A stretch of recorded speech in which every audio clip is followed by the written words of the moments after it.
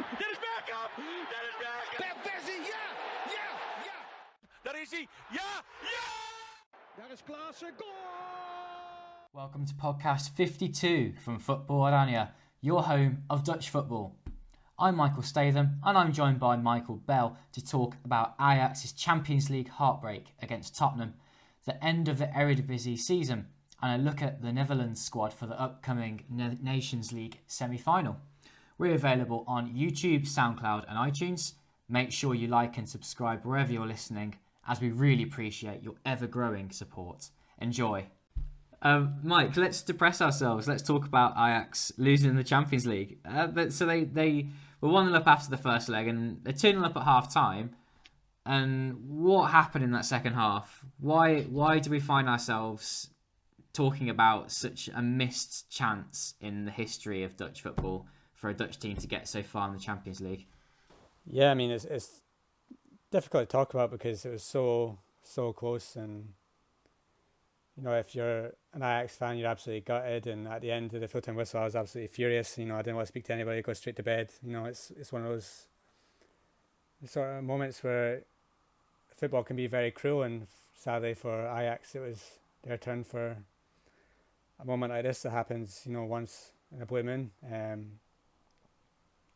I think tactically Ten Hag maybe got a few things wrong. Leading into the game, I thought that in the first half, you know, Ajax were great for Ziyech and Tadic, but I thought Kasper Dolberg was absolutely awful. Couldn't hold up the play, didn't get involved, didn't get any chances. And I think that showed in the second half when Ajax were looking for somebody to be an out ball and ease some of the pressure. They didn't really have anybody because Kasper Dolberg couldn't do anything up against the Tottenham defence. And you know, the ball just kept coming into the box. They changed it, obviously, with Llorente coming in. They had a focal point up front, and that helped them get knockdowns around the box. You know, the first goal, you could say it was a bit unfortunate. Some lapse in concentration. The second goal was absolutely horrific. You know, Nana made an absolutely amazing save, and then for some reason a lack of communication between him and Shona, and you could see how furious Matthijs de Ligt was when that went in, because you know, that's such a gift, them two getting in each other's way, the ball just bouncing up, and you know, Lucas is stroking into the net, and then you know, the last goal is just, it's still, you know, you just can't believe it happened. You know, you're thinking 94th minute, Onana has the ball, you know, he's wasting time, he's got to think, you know, kick outfield, you hold it up, and then that's it. But you know, again, Ajax took off all their strikers. They only had Tadic, and he wasn't really going to win the ball up against, you know, the bigger centre halves. The ball comes into the box. Magellan, who's been a disaster for Ajax so far, slips, lets in Lucas, and then absolute heartbreak. It's just, for me, it's two very unlucky moments at the back, and that's just what got punished in the end. It's so difficult to talk about, isn't it? And well, I mean, you went to bed after the match. I had to write the match report.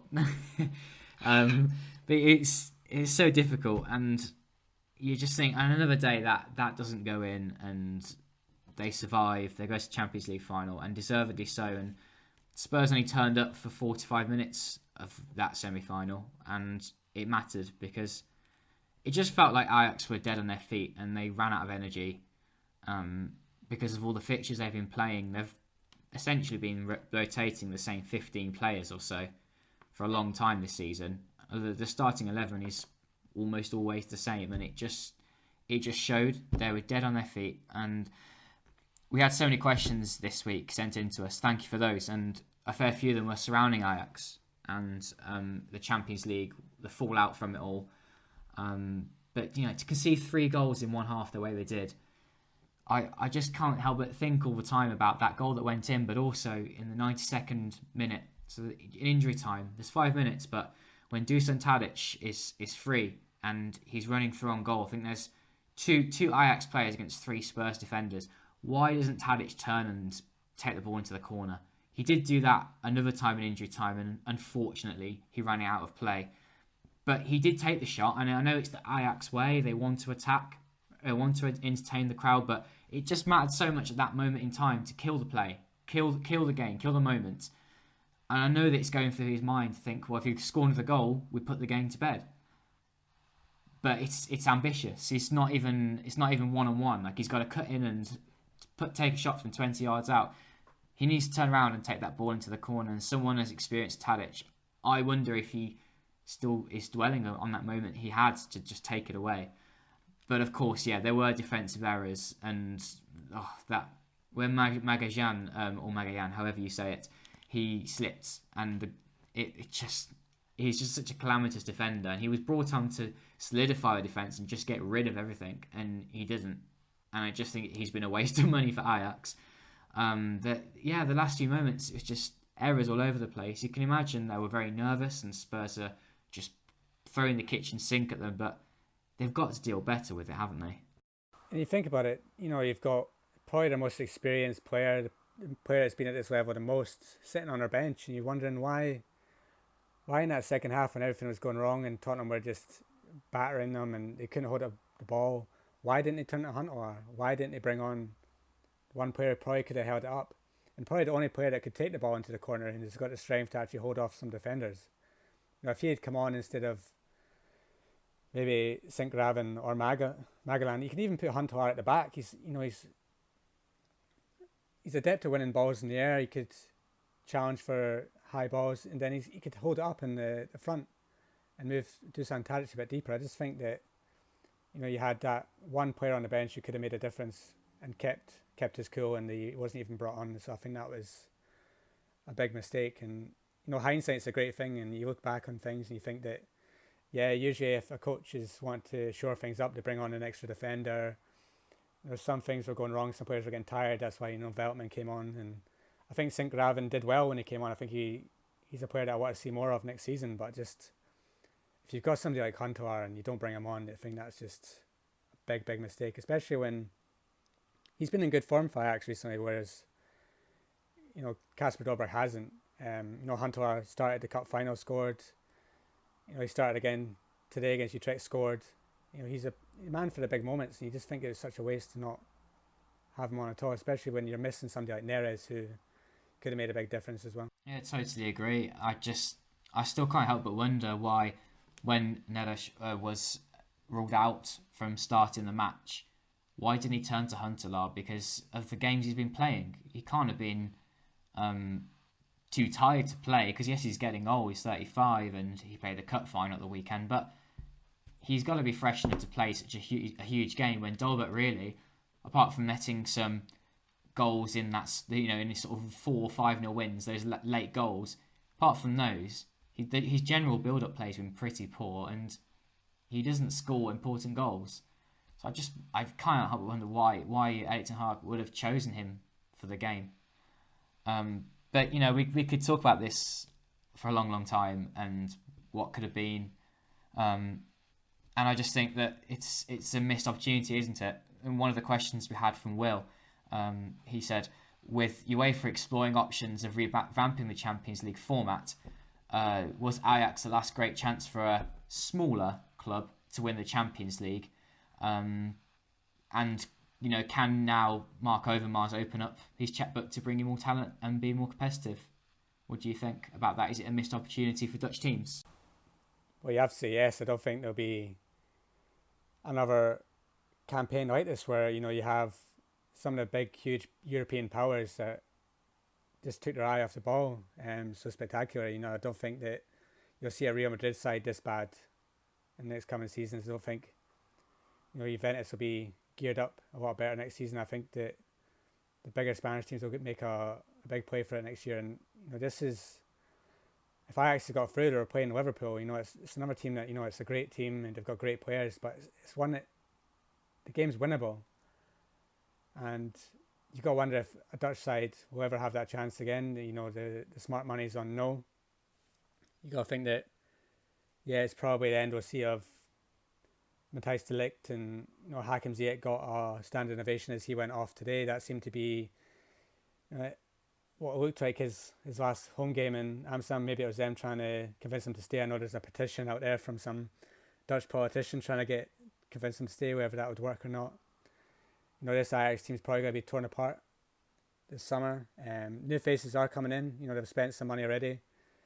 Marwan's coming from Standard Liège. Is that the sort of player that's going to really take this team again to the next level? I don't think so. So for me, yeah, Ajax have hundreds of millions in the bank. Will Overmars go out there and sign what, in my eyes, they need is pace. It's what they lack. You saw against Tottenham when Neres was out, they had no one to really get in behind that Tottenham defence. It's what they lack up front. I think that's what they need. They need a really fast, quick attacker, and that's what they need to spend the money on. I'd love to see them go out and spend close to 25 million on a player again, bring in someone to really make a difference in the side, because that's what they need to maybe challenge again next year. I think defensively they made some good signings, midfield they made some good signings, but up front is where they need the big work. If Ziyech goes, I don't think Dolberg is as great as a talent as he was. You still got Huntelaar, but I think they need to add another striker and somebody with a lot of pace. And then I think that Ajax can be a challenge again next season. Yeah, they've got a lot of gaps to fill, and it could be more than they think, because the squad at the moment isn't very big. They're having to fill it with youth players, which is the Ajax way. I just hope that they're not going to take a step back now and forget the way they've always been developing players. They need to still be bringing these players to the youth academy. Traore made his debut today for Ajax, and we need to continue to see that. And I don't know. I don't really want to see them spending the big money you mentioned there, Mike, to go and spend on one of these bigger experienced players, because it will just take away from what they've been doing so well in the past. I'd even go as far to argue that I don't really want to see them spend 10 million on say an Argentinian winger, because again they've got their own talents they can bring through. They do need help though. I do agree with that side of the coin as well. Tadic and Blintz have been marvellous signings are a huge reason why they've had such success this season. But I don't want to see them having half a squad of these expensive players, if you like. For me, I think that if you're looking at the young Ajax squad at the moment, they didn't do very well in the second division. I think Ryan Gravenberch, Kellenkamp, Danny De Witt, they're the really only ones that have sparked into the first team this season. I can't see an attacker who's currently playing for the second string that would come into the first team next season. I think that's maybe why they would need to go out and spend maybe 20, 30 million on one player to improve the squad for next year. Because I think they do have young talents coming through. If you look at the Ajax under-17 side that's at the European Championship at the moment, it's mostly Ajax. And they've got Univar and they've got Brian Brobby, who's a really powerful striker coming through. But these are players that are maybe 1-2 years away. I think next season to probably get back to being in the Champions League group stages, I think they need one or two little gaps plugged, and then the youth talents will come through the next year. Yeah, good point. There's no immediate players coming through. There's a couple. I mean, you've got Ekkelenkamp who could make more of an impact next season. But it just depends how many of these players stay. And that will be just their opinion this summer, having now effectively won the league. We'll talk about that later. And the Cup. How much more can they achieve in the Netherlands? Can they repeat the Champions League success? But there's a question from Casper. He asks, will this Ajax Champions League run have a long-lasting effect on the league? And will it motivate Feyenoord and PSV to do better in European competitions? I think the short answer to that is yes. Wouldn't you agree, Mike? Yeah, I think the answer is I hope so. I think we've seen that the past few years have been really disappointed by Dutch clubs not really taking the Europa League seriously and not really trying to go far. I think they all got knocked out early on. This year there's been a couple of years where teams have gone out really early, really disappointing. That's why the coefficient's gotten so bad over the past couple of years. I think next year the coefficient is going to be another battle with Austria. And I want to see Feyenoord and the team that comes for the European playoffs and AZ really go for it in the Europa League and try and get to the group stages and try and get out there, because that's a competition where you saw Eintracht Frankfurt get to the semi-finals. That can be a Feyenoord, that can be an AZ Alkmaar. We've done really well in the competition in the past. I just hope to see that next year we can see another Champions League campaign with a Dutch team in the group stage, and I want to see all the Europa League teams get to the group stages as well. I don't want to see them going out to teams from Western nations and just taking these lower ranked teams lightly and then get knocked out by them, because that's just been the fact of the past couple of years, especially Feyenoord in the last year getting put out by a really poor side. They could have went far with Van Persie. They could have gone on a wee European run, but they just didn't. I think next year they need to take inspiration from Ajax and realise that in the past 5 years Ajax have reached the final of Europa League and the semi-final of Champions League. If they can do it, there's no reason why PSV and Feyenoord can't, and it's about time that they started trying. Yeah, very true. And you've seen RZ do it in the past. They got to the quarterfinals of Europa League a couple of times. And it is possible, but you just need a couple of extra players in that squad and a bit of luck in the way that some players will stay. A bit like what might happen at RZ this summer, because Calvin Stengs, Costil, they're not ready to make transfers, but they are huge talents, and if they can really put down the gauntlet, as they say, and have a terrific season next season, but all those individuals collectively having that, you can almost have that prime moment to make a run in European competition, to make an impact in the Eredivisie. Speaking of the Eredivisie, today we've had the penultimate round of fixtures, and there's only one round of fixtures in the Eredivisie to go. And I think everything's decided, isn't it, Mike? And the league today has been wrapped up. Ajax, unless they have a 14-goal swing on Wednesday, have won the Eredivisie. So congratulations to Ajax, and they comfortably beat Utrecht today, didn't they? Yeah, I mean, they were given a bit of a scare. I think we all wondered how they'd pick themselves up after the defeat of Tottenham. I think they fell behind in the first minute, but after that, they were ahead by half-time. Hunter and Van de Beek, and in the second half, Tadic double. It was comfortable in the end. The crowd was behind them. It was a good atmosphere, and they managed to give Ziyech a standing ovation before the end. I think he's, if not been their player of the season, been one of their definite player of the seasons. It's well deserved. I think if this team didn't win the title, I think it would have been a bit of a shame, because this is all going to be ripped apart. I think if they didn't win it this year, you're wondering when they're ever going to win it, because this is the best Ajax team we've seen since the early, halfway through the 90s probably. Yeah, well deserved for them. PSV had it in their hands after the winter break, threw it away. Some poor results, some poor tactics. I think Van Bommel's got a big year next year. He's got something to prove, because I've not been too impressed by him this season. Yeah, he's given youth a chance, which is great, but he's really thrown the title away in the past few months, I think, with some poor tactical decisions. I think there'll be a lot of question marks around him. Feyenoord got third, AZ fourth, and that means they're in Europa League next year. And at the bottom, NAC Breda are down. Yeah, I think we've been saying for weeks that they looked the most likely, and now it's official. It's been an really entertaining season, and the playoffs for Europa League and the relegation playoffs will be even more entertaining, and we'll just see who stays up and who can get in Europa League. Let's talk a little bit more about Ajax and PSV looking at next season, and RZ as well, because it's going to be a summer of change for all of the clubs at the top of the Eredivisie, perhaps less so for RZ, but there is a new manager coming in.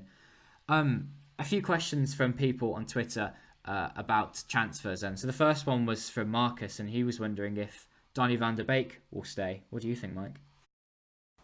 I hope so. I think that if Ajax can convince him that he deserves to be... I've seen stories about offering him the captain's armband and offering him a new deal.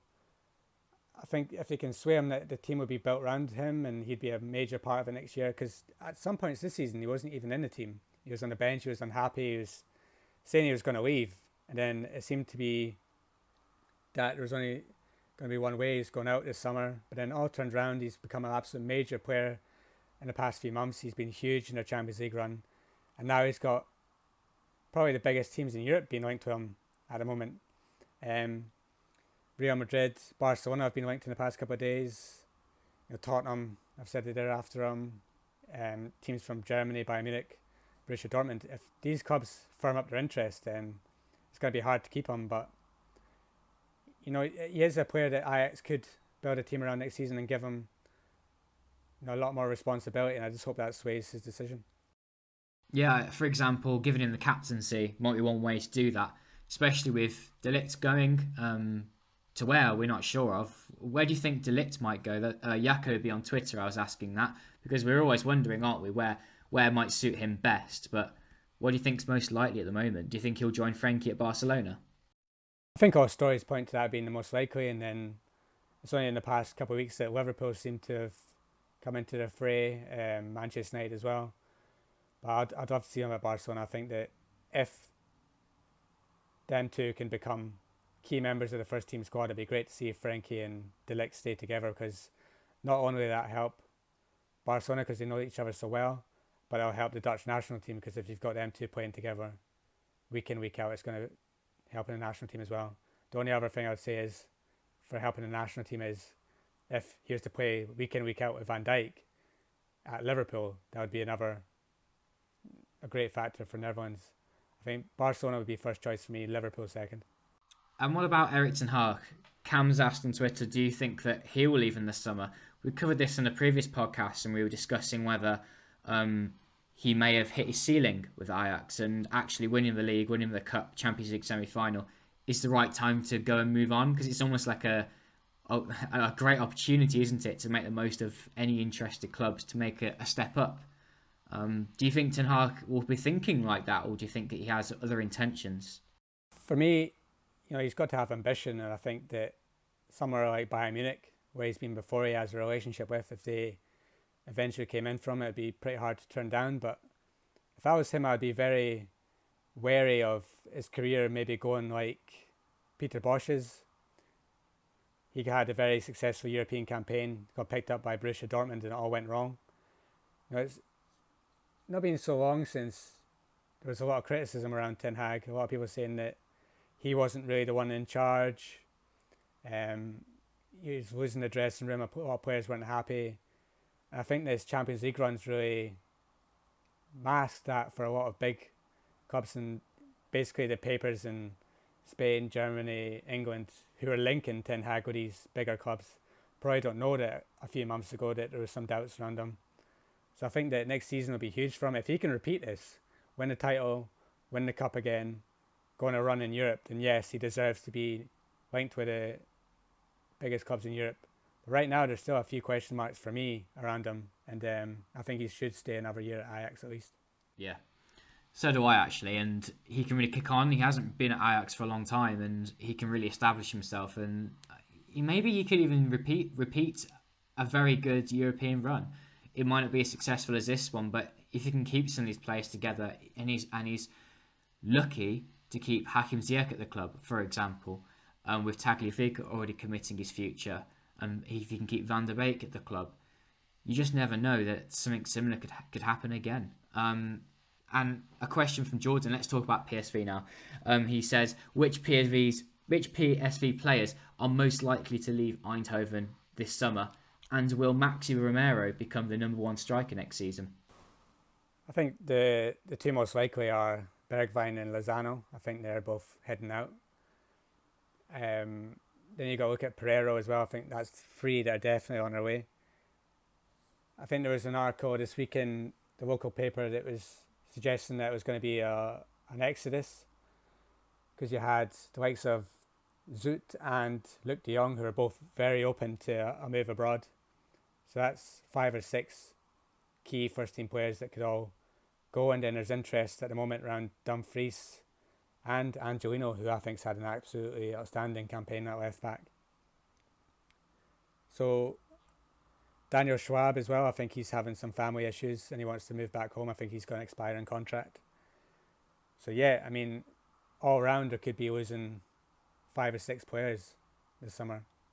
Yeah, a lot of first teamers could be moving on at PSV. I think what will make the difference is that if players are going to leave, that they commit to doing so and make their moves in June or very early July, rather than, for example, if Luc de Jong said, oh, well, I'm kind of happy at PSV and I'll just see if the right club comes to me. And then all of a sudden he's still at PSV, and then it's the middle of August and the Premier League club comes in towards the end of their deadline and says, well, we want to sign Luc de Jong. That's going to throw PSV, way off and way off course and start panicking about whether they can replace him as a club captain, is scoring all of their goals. And whilst there are replacements in waiting, they want to be able to plan that and plan a squad around the strikers and midfielders that they're going to have next season. I just think it will cause PSV a lot of problems, and I think Mark van Bommel could be in for a lot of criticism if he doesn't get it right and doesn't sort out the squad, because it will be challenging next season. I think Ajax are going to be very strong again. And I think I'm going to be a bit harsh on PSV here, but I think they've been lucky to stay in the Eredivisie title race as long as they have. They have had a good season, but not a very good one. They're just lucky that Ajax have conceded some points when they shouldn't have done. And they've also been quite lucky in terms of players available, I think. They've actually kept together most of their first-team squad all season. And I just think that next season it's going to be even more difficult when you think that Bergwijn and Lozano are going to leave. That's their two wingers. And if Luke de Jong goes as well, there are players like Gakpo, Lammers who can come in, but you don't want to change the front three entirely to three very young and inexperienced players, especially in Europe. I think it would be very challenging for PSV if they do that. Yeah, and you've got to look at, say, Ajax, who have done their business early. They've already signed 4 players. PSV haven't done anything yet, and they seem to be waiting around for the players to leave before they actually move. And there's not a lot of players around, you could say, that would definitely improve the PSV squad that are from the Eredivisie. So it looks like they might have to look abroad, getting some wild cards from, if they've been looking at Mexico, South America, maybe there'll be a few players of that. And as the question says, Maxi Romero, he's been out injured ever since he really came to PSV. Maybe next year will be his year and he'll have a huge impact. But it seems like the club right now are just waiting around to see what happens with Lozano and Bergwijn before they actually move on anyone. That's true. And you never know with football. Romero could come through and score 20, 30 goals next season, but at the moment it seems very unlikely that that's going to happen, because player development isn't always as simple as that and just giving them a chance. But it's quite a high risk scenario for PSV, because they don't want to be waiting 5 or 10 games to see whether Romero can do it or not. They want instant impact from the players they have. Do you think they'll have much money to spend though, PSV? Do you think they'll be able to spend what they make from the sales of Lozano and so on? Yeah, well, I think that they're holding out for around 80 million, 70, 80 million for the two of them together. So that with sales of the likes of, say if Dumfries went, Andrew, you'd think they would get into the 15s, like Pereira would maybe be 10. I think they would have the money to spend, especially if they could get into Europe. I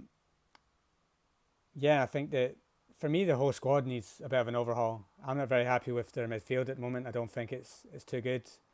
He's been playing Luke de Jong in some attacking midfield role recently. Hendricks has completely dropped out of the team. Pereira's going to go. Gutierrez, he's not really figured much recently. And in the past couple of games that I've watched him, when he has, he's not really done much, but he has improved it. But I think there's so much more. If you compare that midfield with Ajax's, it's night and day.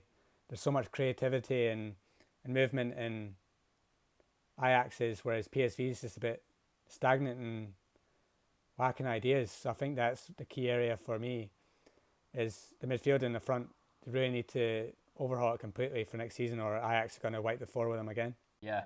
Do you know about Feyenoord though? Because we've already discussed multiple times about how poor a campaign they've had, and now it's over. But do you think that they're going to be able to recover?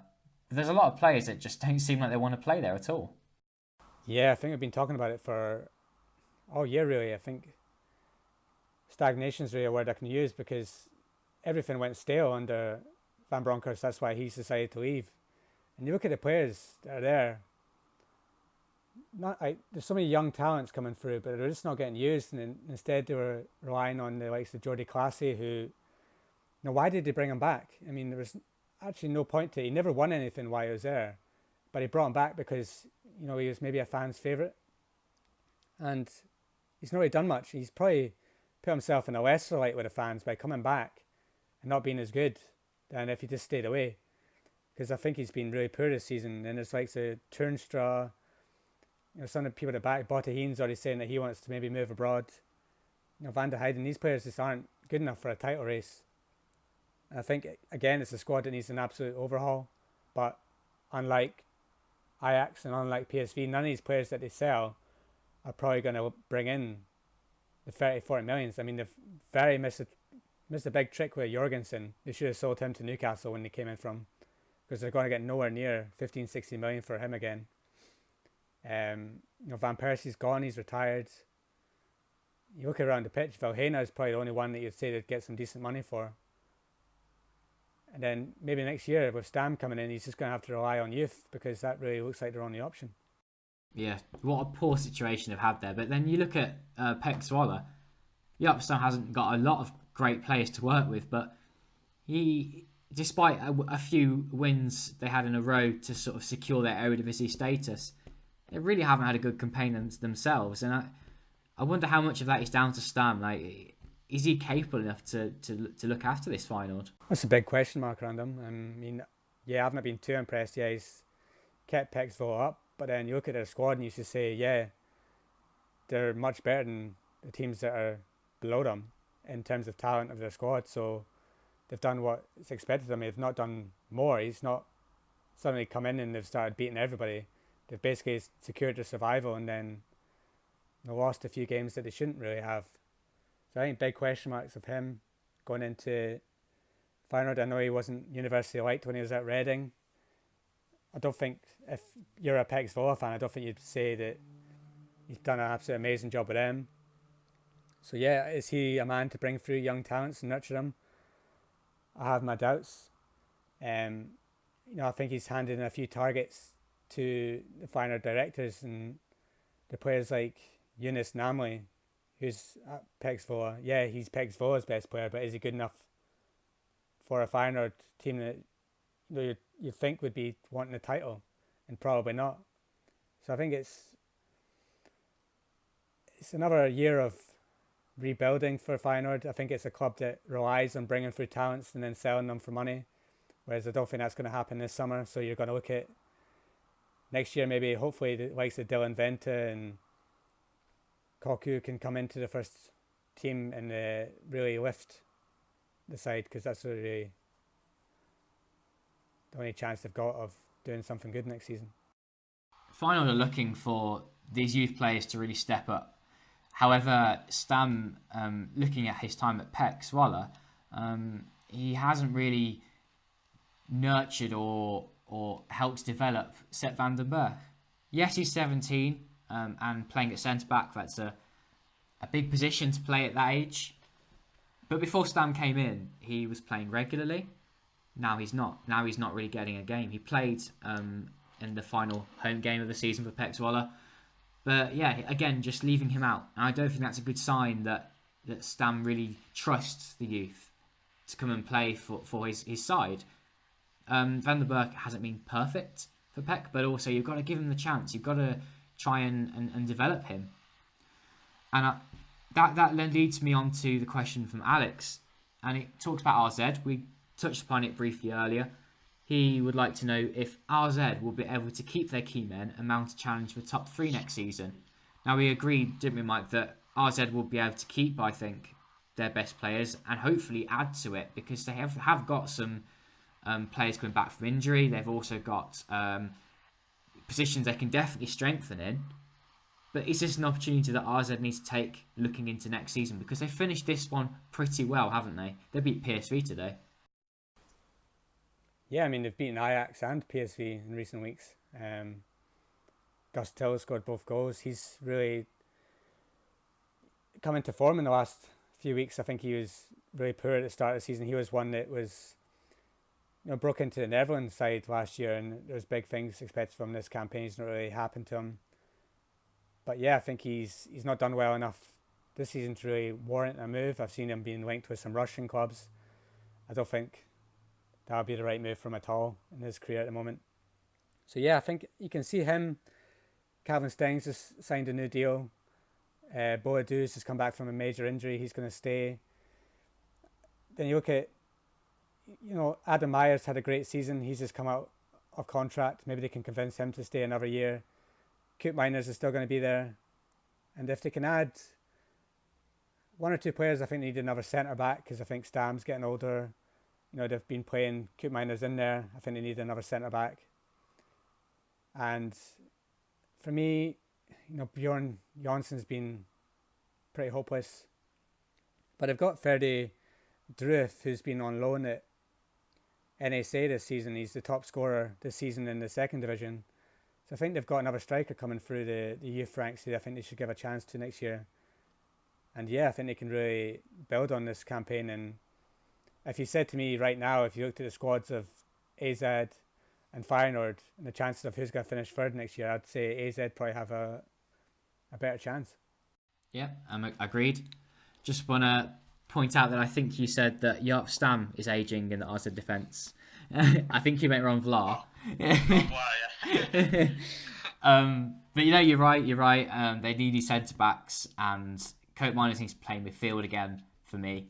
They need to sign up Maher on a longer contract, an improved contract.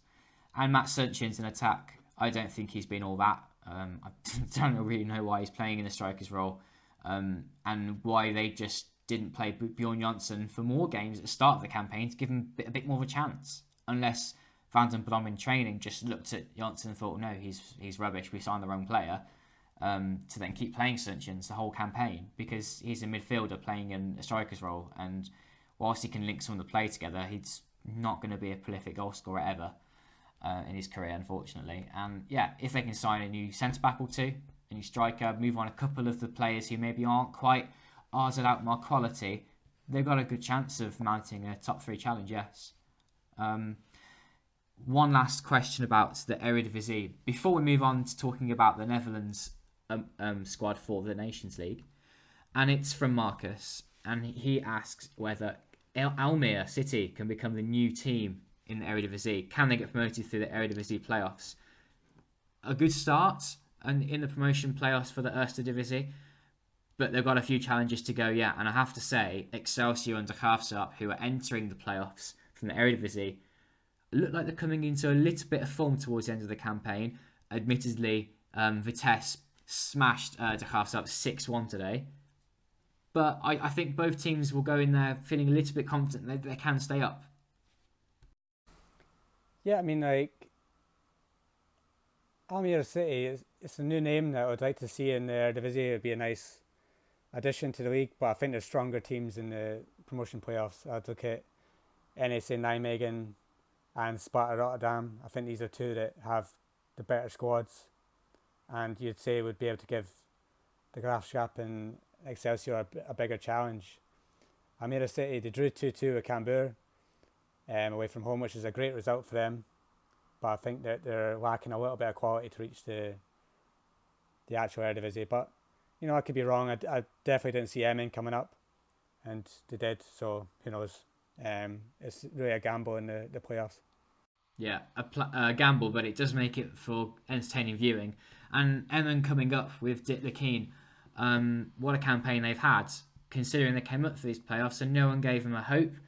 And how is he not being nominated for the Dutch Manager of the Year awards? Because yes, there have been some good campaigns this season for Maurice Stijn at VVV, and for Erik ten Hag at Ajax. But Van Bommel's been nominated, Van den Brom's been nominated, and the one more person as well.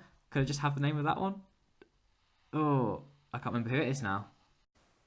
Adrie Koster for Willem II. Yeah, absolutely right. And I just think Dick Lekeen should be in those 5 people. What a campaign they've had, and to defeat all the odds and stay up. Definitely, I'm eating humble pie because I didn't think they'd stay up. They thought they were certainties for bottom 3. But they've just shown some fight, and I think that's what you need to stay up in the Eredivisie. They've made the most of the fact that not all of the clubs in the Eredivisie have looked like having quality squads and playing great football this season. So they've kind of made the most of that drop in quality, I guess. Yeah, I think Emmen have had a great campaign. I think it is a disgrace that he hasn't been nominated, especially when you look at Maurice Stijn has been nominated, but VVV are only 2 places above Emmen. They're 12th. It's not as if Stein's taken VVV from what he did last year and improved on it. He hasn't. So for him to be nominated again, yeah, you can say he's working with a smaller budget, but so is Lekeen at Emmen. He's done wonders with a team that is basically a second division team, and they've managed to stay up comfortably with one game still to go. So, yeah, I wonder why he's not really been nominated, especially over Stein, and you got to wonder why Van den Brom is in there with AZ fourth, and maybe you could always make an argument that has Van Bommel really improved PSV from last year? No, he's just been nominated because they're in the title race and they had still a chance of winning the title when the nominations are made. So yeah, I think Ten Hag's going to win it, and he deserves to because of the way that Ajax have won the league after 5 years and won the cup, and they made the Champions League semi-finals. But if I was going to pick a second, it would be looking at Emin. Totally. Ten Hag probably should get it first of all, but Lukien should probably be the second choice for that in that list. Let's talk about the Netherlands squad for the Nations League. There's 2 questions we had in about Donny van de Beek. Elder Pigeon would like to know what the best midfield option is at the minute. He also congratulates us for the work we've been doing. Thanks for that. And also Abdul wants to know if Van der Beek should be given a chance as a starter for the Netherlands. Yeah, he's had a very good campaign, hasn't he? And I think from what we're seeing on Twitter here, they're suggesting that he would play in midfield with Frenkie de Jong and Jorginho Wijnaldum, meaning Martin de Roon will be left out of the team. What are you thinking about that, Mike? Yeah, it's difficult because you look at it and it's great because these discussions mean that we have options now, which we didn't have a couple of years ago when you had Kevin Strootman playing alongside Wijnaldum in defensive roles. I think we're tearing our hair out when we kept seeing those two, and now it seems that we have loads of options, and these debates are coming into it. And yeah, I'd love to see Van de Beek get more of a chance, but are these people seeing what Martin de Roon's doing in Italy with Atalanta? He's had an absolute terrific campaign, and for me, he hasn't really put a foot wrong when he's been playing for Netherlands in these big games. So why drop him? And you got Wijnaldum, who comes into Holland games, and yes, sometimes invisible, and you could say that he could be dropped and Van de Beek could play number 10, but then some games Wijnaldum's absolutely excellent.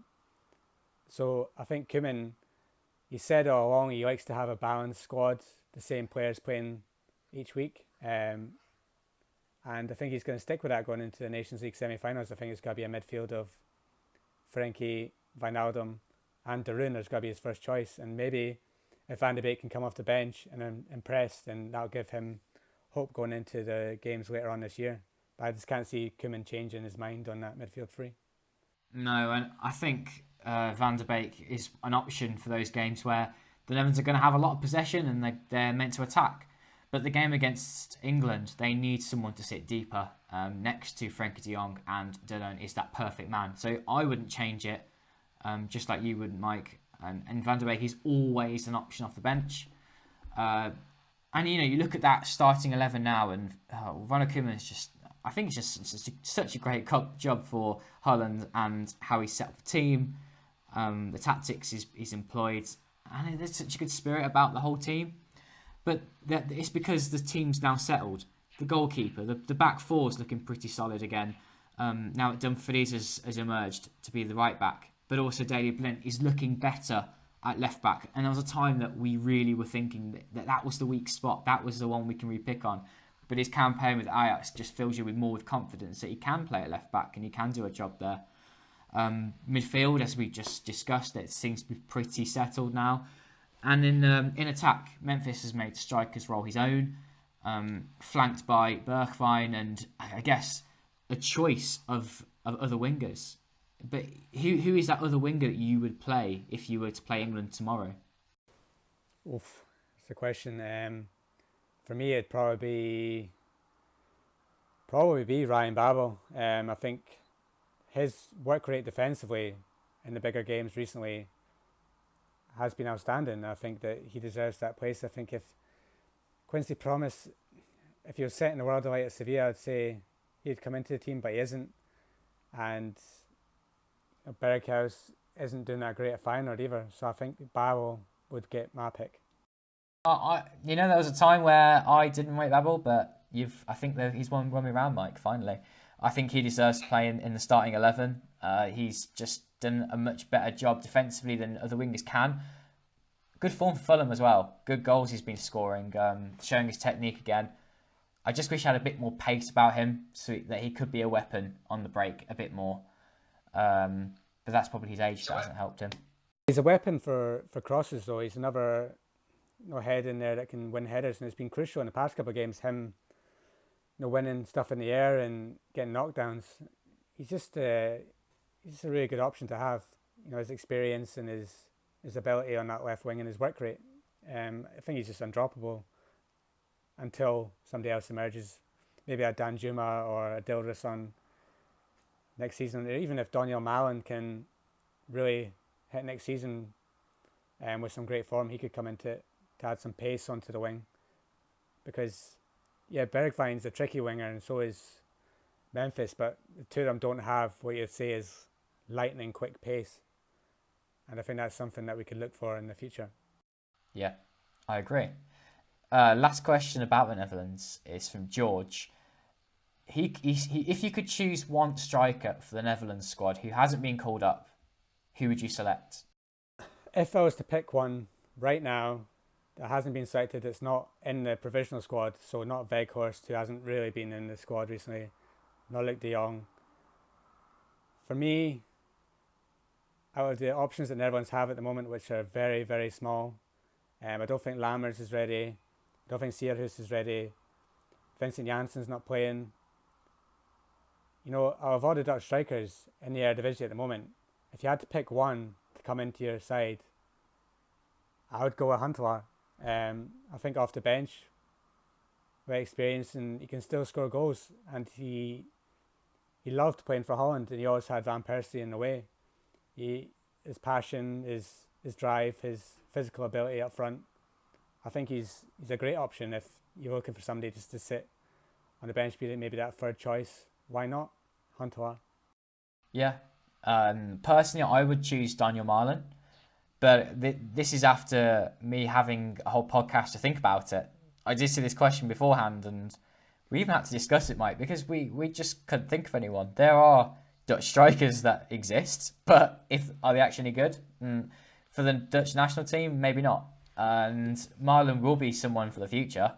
So maybe he's the option you pick if you want to blood some youth and give him an opportunity. But his place right now lies with the under-21s and Young Garanya, and to develop further before he can be picked for the first team. I was going to say, it is a problem for Netherlands at the moment, is the lack of strikers. But if you look at the under-19s, the under-21s and the under-17s, they're coming through. It's just going to take 3 or 4 years before, maybe if we're doing this podcast in 4 years, we'll be having a debate where, there'll be 5 or 6 great strikers like Redan, Lammers, Sierhuis, Malen, Brobbey, all these ones will start coming through, and then we'll be packed full of forwards. But right now it's just a big problem position. Luckily we have Memphis, and he's got it on his own right now. If we're doing the podcast 4 years' time, I mean when we're doing the podcast in 4 years' time. Of course. Final question of the podcast from David. He asks, what's the chance of Toronto FC acquiring Arjen Robben, who's out of contract at Bayern Munich this summer? Is he going to move to the MLS? Well, you wouldn't have thought so, but then it seems to be all the newspapers, even like the Telegraph, the Bild in Germany, that's the one team that keeps getting linked. Reports in that way saying he's turned down Inter Milan. There's the option of going to either Groningen or PSV that you'd say would probably be the likely ones, but Toronto's name's in there as well. And yeah, it looks like they stand a fighting chance of convincing him to move to the MLS. I think it'd be a good last little foray for him to go to America, earn a bit of money, do something over there. But personally, I'd like to see him back in the Eredivisie next season. I think what we've had from Dirk Kuyt coming back, what we've had from Huntelaar and Van Persie coming back, and what impact they've had on their sides, I'd love to see Robben next year. We're talking about PSV earlier on, maybe not being able to get their squad ready for another title challenge next year. If they signed Arjen Robben, that totally changes it. I think he would be unreal in the Eredivisie next season.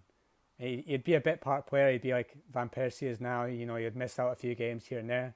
But I think he'd have a huge impact on the squad overall. And just having him around on the training pitch would be unreal for some of the youngsters that are coming through, like Daniel Mallon and Cody Gakpo. You know, they could learn from Arjen Robben. So Toronto have a chance, but my personal preference would be backing the Netherlands. Yeah, I think it would just change the whole dynamic of next season if Robben comes back to PSV. And like you say, he's a bit like Van Persie and doesn't play all the time, but when he does, he really makes an impact, gets them out of a quandary, scores a goal. Well, Mike, thank you for joining me, and we look forward to doing another podcast next week, don't we? Yes. Speak to you soon. Speak to you soon, yeah. And we'll have, hopefully, a special guest, and we look forward to giving you our Eredivisie teams of the season and perhaps a bigger glance towards the Nations League semi-final against England.